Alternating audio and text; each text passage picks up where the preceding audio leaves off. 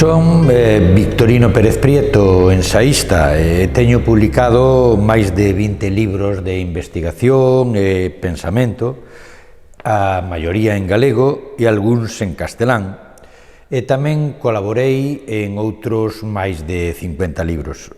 O primeiro libro que publiquei foi A xeración Nós, Galeguismo e Relixión, en Galaxia, no ano 88, que foi un libro pioneiro sobre esta xeración senlleira da que celebramos o ano pasado o centenario da revista.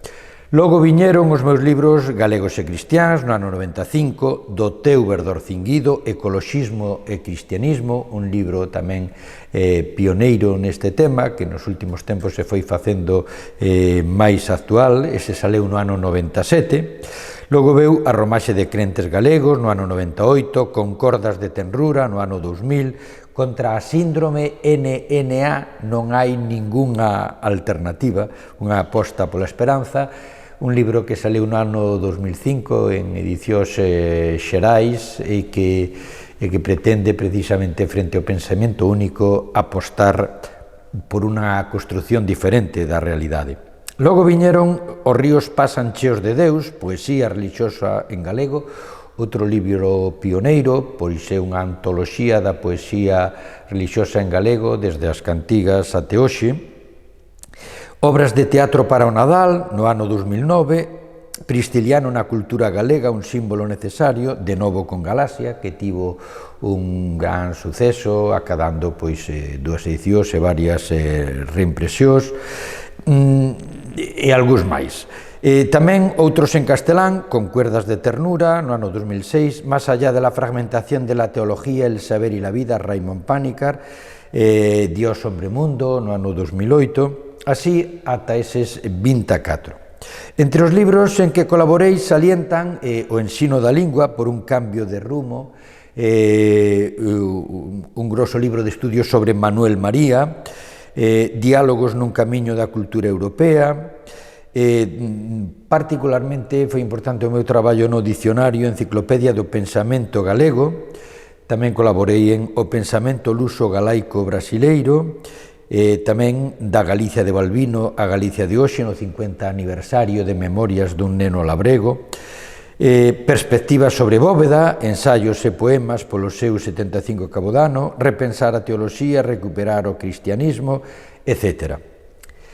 Nos últimos anos, ademais de múltiples colaboracións en libros colectivos en galego, A religión en movimento, Galegos universais, Moncho Valcarce, un dos inesquecibles, e tamén en castelán, tres concretamente sobre Raymond Panikkar tamén, e outros tres ensaios sobre interculturalidade, interreligiosidade e mística que foron publicados en editoriais españolas e colombianas. E, ademais, teño publicado 2 libros individuais en galego e 3 máis en castelán, como decía, nestes últimos anos. Os publicados en castelán foron os ensaios La búsqueda de la armonía en la diversidad, Espiritualidad ecológica, e teño pendiente de publicación en castelán El antídoto del síndrome NNA, Hacer camino esperanzándonos. E os meus libros publicados en galego últimamente foron os ensaios Pristiliano, un cristián libre, o seu eco na cultura galaico-portuguesa, un novo libro sobre Pristiliano que se suma aos 2 anteriores publicados por Galaxia e por Biblos. Del lerei uns fragmentos a continuación. E outro foi unha pequena obra sobre a xeración Nós con ocasión do seu centenario. E, como novedade, vai aparecer próximamente en Galaxia a finales deste ano ou comenzos do 22, outro ensaio meu co título A unidade e armonía da realidade, complexidade e ecoloxía. Representa o meu pensamento e a miña investigación nos últimos anos. Teño unha grande expectativa de como será acollido pola xente. Creo que responde a unha situación neste momento absolutamente perentoria. A cuestión do ecoloxismo, alén da cuestión da natureza, a concepción da nosa relación coa natureza, co mundo. Pois lerei a continuación logo uns anacos do meu libro Pristiliano, un cristián libre, o seu eco na cultura galaico-portuguesa. Pristiliano pode ser unha figura representativa do discurso do pobo contra o discurso do poder. As culturas premodernas souberon facer coexistir estas dúas dimensións, por iso símbolo e signo camiñan lado a lado, enriquecéndose mutuamente, aínda que por veces se teñan enfrontado. Posiblemente só poderemos chegar á realidade máis íntima de Pristiliano e do pristilianismo indo alén dos dados históricos e afrontando a súa vertente mítica. Non será tarefa fácil, mas podemos tentar visualizar o seu eco na cultura galega e portuguesa, na cultura escrita e, no que resulta de forma aínda menos fácil, na pegada popular, no sentimento telúrico de galeguidade que decía Xosé Chaurrego. Aínda que este non sexa formulado polo pobo e sexa discutido actualmente por algúns, sabemos que é unha realidade presente. Falar de Pristiliano é falar ao mesmo tempo de unha figura carismática, capaz de mobilizar multitudes, un mártir apócrifo canonizado polo pobo, un teólogo xenial, durante moito tempo desvalorizado por ser considerado un herexe, e máis tarde novamente aceptado e valorizado como reformador da Iglesia, un profeta contra o poder, mas tamén un símbolo e aínda un mito necesario para Galicia e Portugal. Un mito reformador, innovador e por iso controvertido. Notábeis escritores e persoalidades galegas e portuguesas manifestaran grande interese por Pristiliano. Para Sampaio Bruno, ele é o exemplo de intolerancia e crueldade por parte da Igrexa Católica e por iso escribe este sobranceiro escritor portugués. A nós conmóvenos a morte de Pristiliano e sentímola aínda hoxe. Teixeira de Pascuais ve en Pristiliano un sinal coincidinte coa súa rebeldía teolóxica e poética e manifesta: prefiro o galego pristiliano ao Santiago de Compostela. Mais son, sobre todo, os galegos Otero Pedrallo e Castelao e máis tarde Portela Valladares os que fan afirmacións máis perentorias sobre Pristiliano. Para o primeiro, ele é a figura máis singular da historia galega. Poderosa individualidade, a maior se cadra que Galicia xerou e probablemente a máis impresionante. Para Castelao é un dos maiores símbolos da Galiza e surxe en primeiro lugar na procesión solemne da Santa Compaña dos Inmortais Galegos. Para Portela Valladares, Pristiliano resplandece como o noso cebreiro de galeguidade. Finalmente, o dramaturgo Manuel Lourenzo escribeu que o drama de Pristiliano alude a algo tan importante como ao noso sustrato cultural, e a súa perda a prol da uniformidade moral e ideolóxica propugnada pola Igrexa Romana herdeira do Imperio é o tema de unha Galiza eternamente traizoada e ao mesmo tempo fértil en propostas e xerosa en intervencións. Finalmente leo a conclusión do libro. Que é o que nos queda de Pristiliano? En primeiro lugar, convén salientar que coñecer a Pristiliano e o pristilianismo debe ser tomado como unha necesidade de esclarecer a nosa historia, de forma que poidamos coñecer mellor e enfrontar o noso futuro. Como podemos ler nunha fantástica frase do historiador Max Bloch, a incapacidade de entender o noso presente nace inexorablemente da ignorancia do noso pasado. Nós, galegos e portugueses, continuamos a ser un pouco pristilianistas debido ao peso de Pristiliano na nosa historia. Non sei ata que punto serán os portugueses, mas o interese que vimos sobre ele neste libro pode manifestar tamén algo semellante.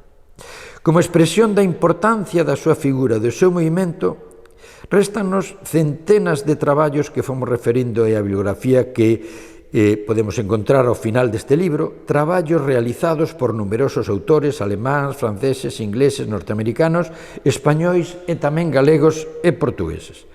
A importancia que os nosos antepasados deran a Pristiliano é, pelo menos, algo a ter moito en consideración se queremos esclarecer a nosa historia. En segundo lugar, alén desta realidade histórica, o que nos resta de Pristiliano e do pristilianismo é a persoalidade mítica e a memoria mítica que o seu movimento deixou na cultura galega e portuguesa. O mito de Pristiliano, que mobilizou moitos galegos e portugueses na historia, pode aínda vir a ser un útil elemento mobilizador na Galiza en Portugal no século XXI, mobilizador da legitimidade do pobo perante a intransigencia allea, mobilizador de un pensamento e dunha identidade lexítima, mobilizador dun cristianismo propio e aínda mobilizador da Igrexa e da sociedade europea como precursor do Camiño de Santiago e criador dun movimento religioso libertador e democratizador. Finalmente, o que resta de Pristiliano e do pristilianismo, alén do que podan seguir dicindo os historiadores, é unha marca indelével deixada na alma galego-portuguesa, o seu peso na súa realidade religiosa e antropolóxica. Certamente, a un nivel non tan visível nas persoas, sería necesario facer un traballo sociolóxico con o público, preguntándolle sobre Pristiliano e sobre o pristilianismo, é moito máis a nivel das crenzas subxacentes e do inconsciente colectivo. Son os símbolos e os mitos os que chegan realmente a ese inconsciente colectivo máis do que os conceptos intelectuais ou as realidades a que nós chamamos históricas. Ramón Villares escribía hai unhos anos que na configuración da Galicia moderna é fundamental a influencia exercida pelas institucións da Igrexa na sociedade, sobre todo a partir da Idade Media. O que acrecenta: o peso da religiosidade popular particularmente visible nos restos prehistóricos e na importancia dada á morte, tamén reatopamos o panteón das divindades galegas na meirande parte dos restos de epígrafes conservados da época romana. O historiador conclúe: a importancia destas prácticas religiosas explica sen dúbida que o pristilianismo poidera implantarse con éxito na Galicia e fora denunciado de maneira significativa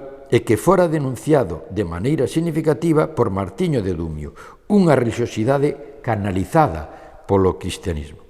Por iso, non é insensato afirmar que, de algún modo, o cristianismo galego-portugués, sobre todo o máis popular, non deixou nunca de ser pristilianista, con os seus ritos, mitos e santos particulares, a pesar das paulinas da xerarquía eclesiástica. Neste momento parece que estamos perante unha oportunidade histórica excepcional para un proxecto de igrexa máis aberto, unha igrexa máis austera e con un discipulado de igualdade. Estou a falar da primavera que pareceu abrochar na igrexa pola man de Francisco, do Papa Francisco. Esperamos que non se fale só da virtude evangélica da pobreza, como fixeron desde sempre os papas, mas que se practique e convide os príncipes da igrexa a facelo igualmente, eses que levan un modo de vida tan burgués e a veces mesmo ostentoso. Porén, que se denuncie tamén a pobreza miserável de que padecen tantos millóns de persoas e que degrada a súa dignidade. A cuestión moral primordial da nosa época, como di o Papa, moito máis de que o exercicio libre da sexualidade. Espérase tamén que Francisco non se manifeste como un home cargado de certezas, mas particularmente que teña a capacidade de pensar dubidando e crer confiando nun mundo enfermo de intolerancia. E agradécese que diga que non quere xulgar nin condenar, como optaron por facer tantos dos seus antecesores, século após século, desde os tempos de Pristiliano. Oxalá que este xeito de falar sexa a expresión real da realidade da Igrexa. Sexa o xeito tamén de arromaxe de crentes galegos, unha romería organizada anualmente pola Asociación Irimia desde 1977, que de modo interrupto até os días de hoxe cunha grande participación de romeiros. Este movimento é moito consciente de que o factor cristián foi configurador de Galiza desde moito cedo e pode tornar a ser dinamizador da conciencia galega para que Galiza esperte do seu sono. Significa, alén da sensibilidade comprometida con Xesúscristo liberador e a causa coa Galicia e o pobo galego, unha vontade de inculturación. O reencontro entre o galeguismo e o cristianismo, que nunca deberían terse divorciado. Unha nova consciencia de Igrexa galega.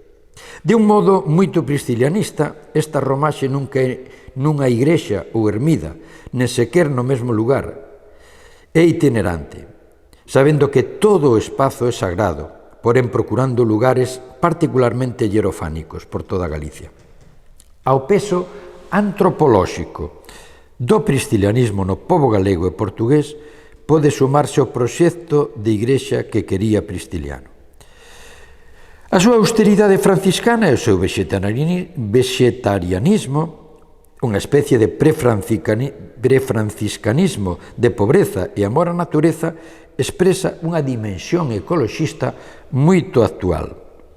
E máis interesante aínda é para nós actualmente a súa concepción dunha igrexa máis democrática na cual as mulleres teñen o mesmo dereito que os homes de acceder tanto á formación e ao ensino teolóxico como ao ministerio sacerdotal ordenado.